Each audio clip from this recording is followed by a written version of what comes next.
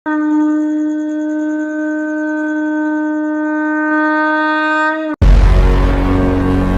नमः शिवाय। ओम नमः शिवाय।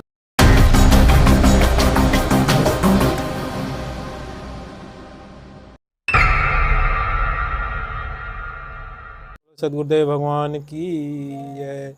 तो हम आज आपको आज से करीब 150 साल पहले ले चलते हैं।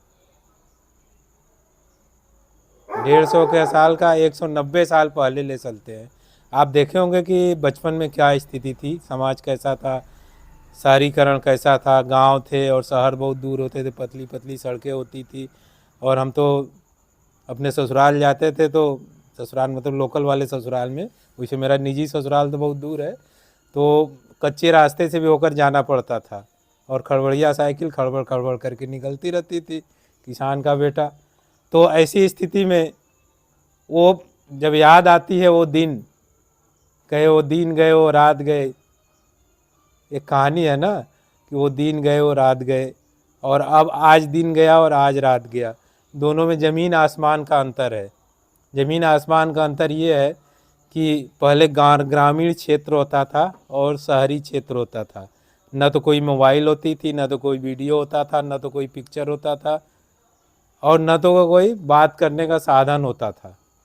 किसी के यहाँ कोई घटना हो गई तो कोई जाता था खबर लगाने, तो 2 दिन बाद आता था तो फलनवा का तबीयत बहुत ख़राब है या फलनवा की लड़की का शादी पड़ा हुआ है।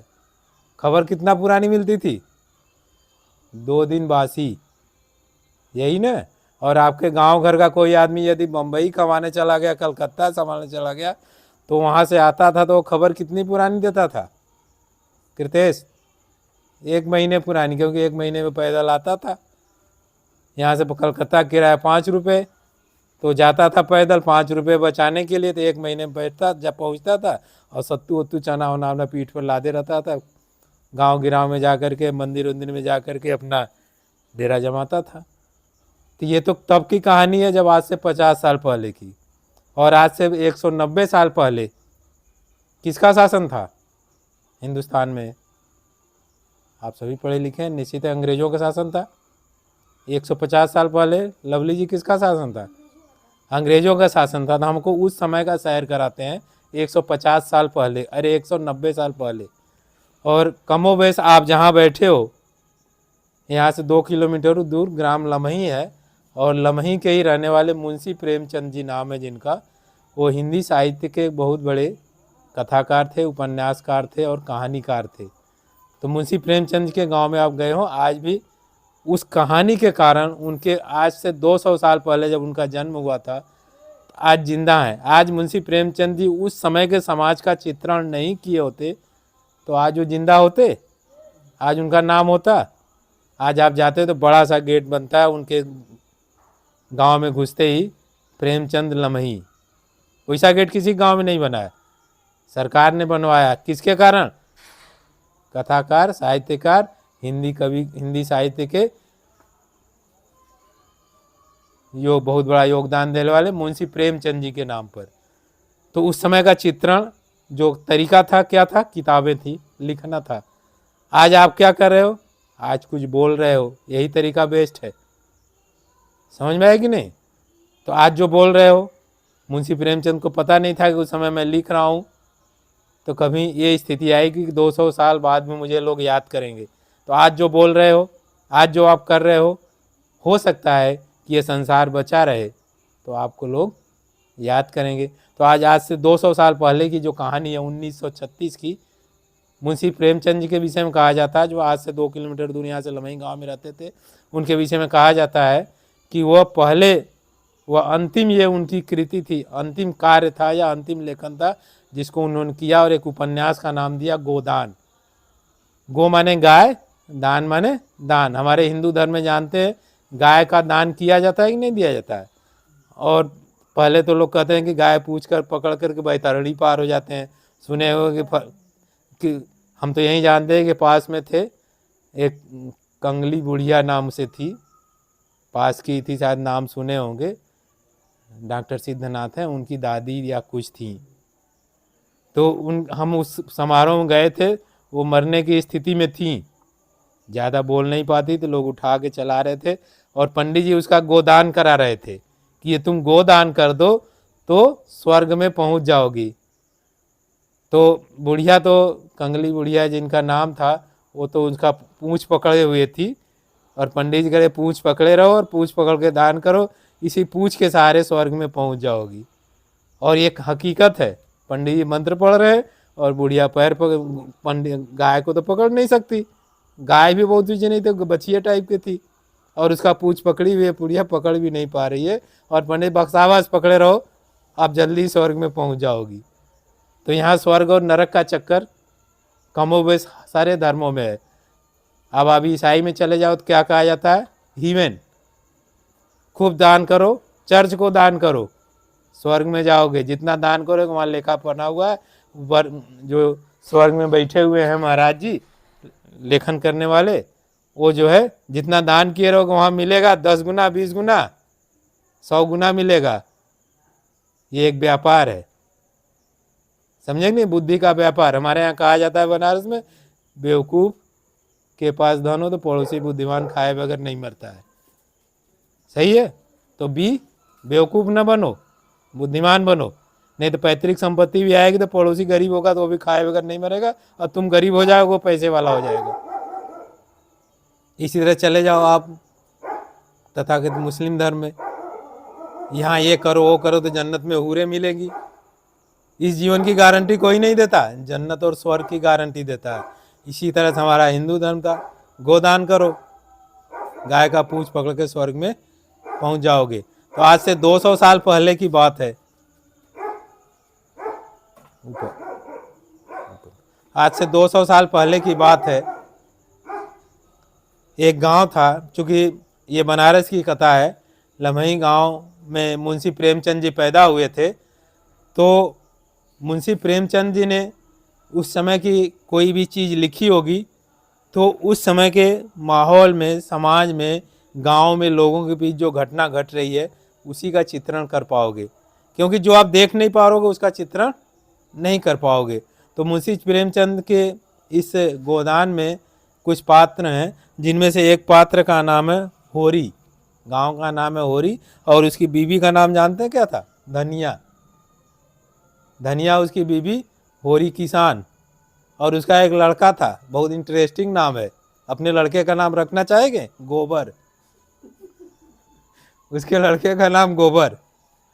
नाम भी बड़े चुन चुन के दिए जाते थे। आप बुद्धिमान नहीं हो तो नाम देने वाले के पास जाओगे, कथा के हिंदू धर्म में पंडित लोग नाम देने के लिए जाते हो, पंडित जी नाम रख दे, पंडित जी बहुत ब्रह्मांड से चुन के नाम लाया, गोबर। लो गोबर तुम्हारे बच्चे का नाम है, बीवी का नाम धनिया, बाप का नाम होरी, तो तुम्हारा गोबर। ठीक है, तो 3 प्राणी, गोबर, धनिया, होरी, होरी किसान। और उस समय की स्थिति, आज तो किसान खेती करता है तो किसान सहयोग राशि गवर्नमेंट दे रही, मालूम है। आज आप 10 बोरे गेहूं पर उपजाते हो तो क्या किसान से कुछ लेती है गवर्नमेंट? कुछ नहीं लेती है। उस समय का जमाना था, अंग्रेजों का शासन था, जमींदारी प्रथा थी। आप यदि 10 बोरी गेहूं गा रहे हो तो 5 बोरी सरकार लेगी आपसे। आप कितने में? 5 बोरी में। और सरकार भी सीधे नहीं लेगी, बीच में एक बिचौलिया होगा जिसका नाम है जमींदार। जमींदार आप नहीं दोगे तो आपका खेत जमींदार उठा के दूसरे को दे देगा, आप खेत के मालिक नहीं रहोगे। दिन भर किसान मेहनत करता था, दिन भर पशुओं से अपनी फसल को बचाता था, ठंडी गर्मी बरसात में क्या क्या सह करके वो खेती करता था, आधा लंगोट पहन करके वो हल चलाता था। और इसके बाद जो फसल होती थी, बाई चांस बच गई कीड़ों मकोड़ों से, पशुओं से, मौसम की मार से, तो जो फसल वो बना के लाया उसका आधा सरकार ले लेती थी। और यदि तुमने फसल नहीं दिया तो सरकार का तुम्हारी ज़मीन जब्त दूसरे के नाम से। तो किसान की स्थिति अत्यंत ही दयनीय थी। किसान दिन भर मेहनत करता था, रात भर अपने फसल की रखवाली करता था, पेट भर भोजन नहीं पाता था। ये हिंदुस्तान की कहानी थी। तो आज आप खुशनसीब हो, आप इस इरा में हो कि आपको पेट भर भोजन मिल रहा है। और सच बात तो है कि पेट से ऊपर भोजन मिल रहा है, कभी भूखे नहीं सोते थे। लेकिन उस इरा की कहानी थी कि अगर 2 टाइम भोजन मिलता था तो तीसरे टाइम नहीं मिल पाता था, और वो कड़ी मेहनत करने के बाद। तो उस समय का बात है, आज से 200 साल पहले जो गोदान में कहा गया है उस गोदान को मुंशी प्रेमचंद ने 3 पात्र आए, होरी, धनिया और गोबर। गोबर उसका लड़का है। और समस्या एक होती थी कि एक भोला साहब थे, वो पशुओं के व्यापारी थे। पशु के व्यापारी थे। बैलों का जमाना था। आज तो बैल बेचारे बेकार हो गए। सबसे बड़ा बेरोजगार बैल हो गए बेचारे। अगर बेरोजगारी की बात की जाए तो बेरोजगार कौन हुआ? बैल। मारे मारे फिर रहे, जो बेरोजगार की कोई इज्जत नहीं। आज बेचारा बेरोजगार है तो उसकी शादी नहीं हो रही है, और बेचारा बेरोजगार बैल हो गया, उसको गाय कहाँ से मिलेगी? समस्या है कि बेचारे सड़क पर घूमे रहे। और चले जाओ सड़क पर तो बैलों का भरमार पड़ी हुई है, गाय है ही नहीं है। तो स्थिति ये हो गई है। तो उस समय में खेती का काम किससे होता था? बैलों से। 2 बैलों की जोड़ी भी एक प्रेमचंद की कहानी है। तो खेती का काम बैलों से होता था। बैल बहुत ही महत्वपूर्ण पशु था। बैल किसान की रीढ़ थी। बैल की पूजा करता था, बैल की किसान इज्जत करता था। और आज की बात नहीं, आज से 50 साल पहले जाओ, हमारे बचपन में भी बैल से ही खेती होती थी। तो उस बैल के केस में जो किसान, वो जो भोला था, वो बैल का व्यापारी था। ठीक। तो वो बैल लेके आ रहा था, होरी खेत पर जा रहा था। कहा भैया बैल की बहुत ज़रूरत है, लेकिन वो गाय थी। उसने सोचा कि यार होरी अभी छोटा है, युवा हो रहा है, बीवी भी थोड़ी सी बीमार रहती है, थोड़ा सा दूध का प्रबंध हो जाएगा तो थोड़ा सा हमारा परिवार खुशहाल हो जाएगा। तो वो कहता है कि यार ले जाओ। भोला थोड़ा सा उदार दिखा। अरे होरी ले जाओ, बैल तो तुम्हारे लिए। अरे कहाँ थे, लेकिन बड़ी समस्या। कितना दाम है? 80 रुपये। कहा माई बाप 80 रुपये तो कहीं हम देखे ही नहीं, कहाँ से ले जाएंगे। कहा यार बहुत, तुम तो अच्छे आदमी हो, ईमानदार हो, तुम्हें पता है तुम बेईमानी नहीं करोगे, गाय ले जाओ, इसका दूध बेच बेच के पैसा दे देना। होरी एक बार सोचा कि यार बात तो ठीक कर रहा है, लेकिन फिर बात आ गई। उसने भोला ने कहा यार मेरे पास और भी पशु हैं, मैं तो पशुओं का व्यापारी हूँ, लेकिन खाने पीने के लिए मैं चारा नहीं उपलब्ध करा लेता हूँ, इसलिए ले जाओ। लेकिन और कंडीशन क्या थी? कंडीशन बड़ी इंटरेस्टिंग थी। कंडीशन क्या थी? वो भोला बेचारा विधुर था। विधुर समझ रहे हैं? विधुर क्या होता है? विधवा जिसका हस्बैंड मर गया होता है। विधुर जिसकी पत्नी मर गई। तो उसने कहा यार होरी, तुम तो इधर उधर घूमते हो गाँव में, मेरी शादी करा दो, ये गाय ले जाना, एक कंडीशन करना, मेरी शादी कराना कि मेरी पत्नी मर गई है। होरी ने कहा अच्छा ठीक है, प्रयास करेंगे यार, लेकिन गाय का 80 रुपये दे देना, अभी नहीं बाद में दे देना। और वो ले जाता है। उसकी पत्नी देखती है तो बड़ी खुश होती है, गाय में गोबर देखता है, बहुत खुश होता है। पत्नी कहती है नहीं नहीं, लेकिन अंदर ही बांधना, बाहर मत बांधना। क्या कहाँ है यार, गाय है, वो सारे में बांध देते हैं। कहने नहीं, वो तुम्हारा जो भाई है छोटा ना, उसको जहर दे के मार डालेगा गाय को। कहा से वो बहुत ईर्ष्या करता है, वो कहता है पूरे गांव में कि हमारा हिस्सा हड़प लिए है पूरा दिन है। हालांकि भोला अच्छा आदमी था, वो ऐसा स्वभाव का नहीं था। तो समझ रहे हैं? तो गाय को इस तरह से बांधा जाता है। इस तरह से कहानी आगे बढ़ती है। गांव के ही जमींदार थे राय साहब, और एक प्रोफेसर थी जिसका नाम था मालती देवी, जो विदेश में पढ़ ओढ़ के आई थी। राय साहब जमींदार जो थे अच्छे स्वभाव के थे, क्योंकि वो अंग्रेज़ों के जमींदारी प्रथा से खुश नहीं थे। जो अंग्रेजी स्टूडेंट छात्र हैं, जो हिस्ट्री के छात्र आज पढ़ते हैं, तो उनको पता है कि जमींदारी प्रथा जो अंग्रेज़ों के समय में थी, रजवाड़ों के समय में थी, और वो जमींदारी प्रथा जो अंग्रेज़ों के समय में थी, दोनों में ज़मीन आसमान का अंतर था। मृत्युंजय जी, कारण क्या था? अंग्रेज़ों के समय में जमींदारी पैतृक होती थी, एक जमींदार, उसके बाद उसका बेटा जमींदार।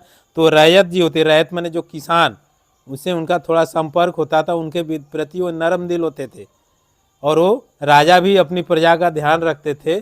तो जिसके कारण वो जमींदारी के द्वारा टैक्स उतना ही लेना चाहते थे, उतना ही अनाज लेना चाहते थे, जिससे किसान भी खुशी रहे, दुखी ज़्यादा न हो पाए। लेकिन अंग्रेज़ों ने क्या किया? अंग्रेज़ एक व्यापारिक कंपनी थी, उसको पैसे कमाना था हिंदुस्तान से। तो उसने क्या किया? जमींदारी प्रथा को ठीके पर उठाना शुरू कर दिया। क्या सही है मृत्युंजय जी? जमींदारी प्रथा को जब ठीके पर उठाना शुरू, तो जो ज़्यादा इतने दूर की जमींदारी है 500 बीघे की, जो ज़्यादा जमींदारी देगा उसी को ठीका मिलेगा। तो जमींदार जो रियल जमींदार थे, वास्तविक जमींदार थे, वो हटते गए और शहर के व्यापारी लोग जमींदार बनते गए।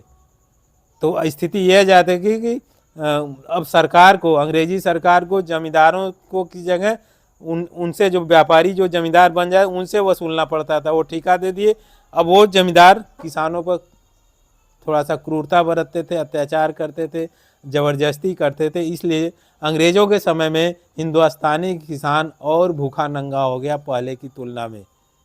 तो इस तरह से उस समय का चित्रण है जब हिंदुस्तान में अंग्रेज़ थे, अंग्रेज़ों का समय का जमींदारी प्रथा थी और उस समय के किसान थे। किसान मेहनत कश जात थी, वह गरीब थी, भूखा थी, नंगा रहती थी, लेकिन मेहनत करती थी। और यहाँ पर राय साहब कहते थे 20,000 रुपये मांग रहा है सरकार, और यार बताओ किसान को देने की स्थिति नहीं, हम 20,000 वसूले कैसे। तो इस तरह से तो ये कहानी बढ़ती, वो शिकार खेलने जाते हैं गांव में, राय साहब, मालती जी और एक जो है प्रोफेसर साहब मेहता जी थे और एक जो है खन्ना साहब थे। चारों जाते हैं, नदी के पार जाते हैं। उस समय का माहौल था, गांव की स्थिति थी, लेकिन गांव के बाहर की स्थिति अच्छी थी। बाग बगीचे थे, जंगल थे, पशु थे, हिरन थे, शेर थे, मैंने जो जंगली पशु थे सब पाए जाते थे। आज तो यहाँ से आप 50 किलोमीटर चले जाओ तो खेत ही खेत मिलेंगे या बिल्डिंग मिलेगी, बगीचे और जंगल तो नहीं मिलेंगे। और आप कोई जंगली पशु में आज देखो तो क्या मिलेंगे, जो किसानों को परेशान करते हैं, क्या घड़रोज, वही किसानों को परेशान कर दो, वही हिरन मिलेगा कहीं, बारहसिंगा मिल रहा है आपको, बाघ मिलता है, शेर दिखाई देता है कहीं है, या और गैंडा दिखाई देता है। वो सारे जानवर उस समय उपलब्ध थे। उस समय का वन्य जीवन ऐसा था कि गांव से बाहर जो जंगल होते थे उसमें मोर है, पक्षी है, सभी अच्छी पक्षी, सभी अच्छे जानवर, खराब जानवर, माने पूरा माहौल अच्छा होता था। तो आप एक उस माहौल में, आज से 200 साल पहले आप कल्पना करो कि वो माहौल था। लेकिन उस माहौल को जीने के बाद उस माहौल में किसानों की क्या स्थिति थी, उस माहौल का समाज क्या था, ये सारी स्थिति होती है। और इसके बाद एक कहानी और होती है कि जो भोला था, पशु का जो व्यापारी था, उसकी एक बेटी होती थी जिसका नाम था जुनिया, बड़ा अच्छा नाम है जुनिया, लेकिन वो विधवा होती है। और भोला चूँकि गाय लिया था उसका, तो भोला और उसका जो बेटा गोबर था, दूध दूहते थे तो कुछ बेचते थे, तो उसका पैसा मैंने थोड़ा थोड़ा देने जाते थे। तो भोला का लड़का गोबर ही ज़्यादातर जाता था, और ये भोला इसका लड़का, होरी का लड़का गोबर ही जाता था। और वो भोला महाराज तो पशु करते थे, तो जुनिया ही घर पर रहती, तो वो भी युवा थी, विधवा थी। तो इनमें थोड़ा सा प्रेम हो गया, और प्रेम होने के बाद थोड़ा सा दूर बढ़ गया और संबंध हो गया, और जुनिया गर्भवती हो जाती है इस पीरियड में। और ये बात गांव में फैल जाती है। अब तो भोला बहुत डरता है, होरी बहुत डरता है, और उसकी अपनी पत्नी से कहता है, धनिया से, यार गांव की पंचायत बैठेगी तो इस घटना के बाद गांव वाले मेरी खेत ज़मीन सब ले लेंगे और गांव से बाहर निकाल देते। धनिया लाठी लेके तैयार हो जाती है, अब गोबर ने गलती किया तो मैं क्या करूं, मुझे क्यों निकालेंगे। और ये तो भाई औरत अपने घर को बचाने के लिए हमेशा प्रयासरत रहती है। और इस तरह से ये कहानी होती है। और वो जो गोबर महाराज थे, जब ये सब गांव में थोड़ी सी बात फैल गई, पंचायत की बहाल हुई, तो गांव छोड़कर भाग खड़े हुए। और ये घटना वहाँ तक पहुँची कि भोला जब आया और उसने अपनी बेइज्जती सुनी कि यार उसकी बेटी ने ऐसा ऐसा कर दिया, तो बहुत बड़ा आग बबूला हुआ, अपने बेटी की बहुत पिटाई किया और उसको जान से तालाब में मारने के लिए या फेंकने के लिए ले जा रहा था। इसी बीच में इसकी होरी की जो बीवी थी धनिया, उसको पता लगा कि मेरे बेटे ने है, तो वो एक अच्छी लेडीज थी उसने जो है जुनिया को बचा के अपने घर लाई। किसको? जुनिया को बचाकर अपने घर लाई। किसकी? होरी की बीवी धनिया ने, और उसको अपनी बहू की तरह से रखी। जब ये बात पता चला भोला को कि हम तो उसको बाहर निकाल आए थे, फेंक आए थे, और ले तो बहुत आग बबूला हुआ और लोगों की पंचायत लेके उसके घर पर, किसके? भोला के होरी के घर पर चला गया। और उसी पीरियड में जो होरी की बीवी थी, क्या नाम था? धनिया, वो लाठी लेके खड़ी हो जाती है कि खबरदार कोई ने जुनिया को हाथ लगाया तो पहले मेरी लाश से होकर गुजरना पड़ेगा। उसके उग्र तेवर को देखते हुए, और उसका जो जुनिया का बाप था वो अड़ा हुआ था कि जुनिया को इस गांव से निकाल दो या मार दो, इसने मेरी नाक कटवा दी है। लेकिन धनिया के उग्र तेवर को देख करके भोला वापस आ गया और उसके साथ गए हुए लोग भी वापस आ गए। ये उस जमाने की बात है। अगर कोई युवा लड़की कोई युवा लड़के से प्रेम हो गया तो उसको समाज अपराध देने के लिए पहुंच जाता था, नाक का प्रश्न बना रहता था। एक युवा जवान बिटिया को, विधवा बेटी को घर में बैठा के रखा और उसका किसी से प्रेम हो गया तो उसको पॉजिटिव दिशा में समाज नहीं देखता था, निगेटिव दिशा में देखता था कि ये अपराध हो गया। पॉजिटिव दिशा में ये भी देख सकता था कि ऐसी घटना होगी तो इसको सैल्यूट करके इसको समाप्त करने के लिए इनकी शादी कराई जाए, हो सकती थी कि नहीं। तो आपका समाज इतना पिछड़ा हुआ था उस समय। लोगों की सोच क्या थी? साहित्य समाज का दर्पण है, साहित्य समाज का दर्पण है। साहित्य ये बताता है कि उस समय का समाज की सोच क्या थी, उस समय के समाज में दिमाग का सॉफ्टवेयर कैसा था। और ऐसी स्थिति में कुछ समय बाद जुनिया को बच्चा भी होता है, भोला घर से गायब भी रहता है। बाद में भोला आता है और जुनिया को लेकर के शहर में जाता है और उसको अपने साथ रखता है। लेकिन इन सब घटनाओं के बाद उस जो गोबर था उसकी आर्थिक स्थिति खराब हो जाती, क्योंकि उस गाय को उसने बाहर बांधा था, उसके भाई ने जहर दे दिया ईर्ष्या में जाकर और गाय मर गई। अब गाय मर गई तो भोला पहुंच गया, मेरी गाय तो मर गई, अब तो तुम पैसा लौटा नहीं सकते हो। अब पैसा या तो तुम पैसा लौटा, नहीं हम तुम्हारा दोनों बैल ले जाएंगे।